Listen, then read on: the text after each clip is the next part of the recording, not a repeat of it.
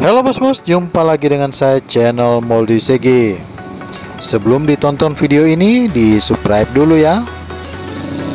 Kebetulan saya saat ini melihat jam tangan di toko online Lazada yang harganya murah. Namun terlebih dahulu saya melihat komen-komennya semuanya bagus. Terus cus, saya order. Nah, sekarang barangnya sudah tiba.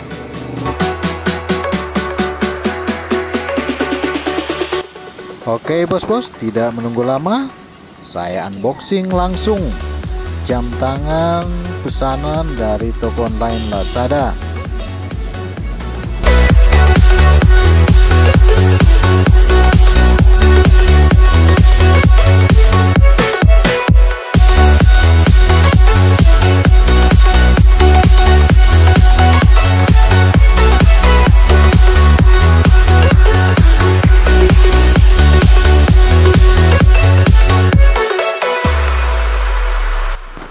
Ini dia jam tangannya bos-bos.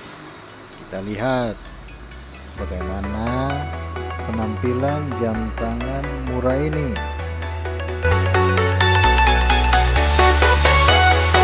Ternyata setelah dibuka dari kemasan pengiriman tadi, ternyata jam tangan ini hanya dibungkus oleh plastik, tidak disertai dengan box tempat jamnya.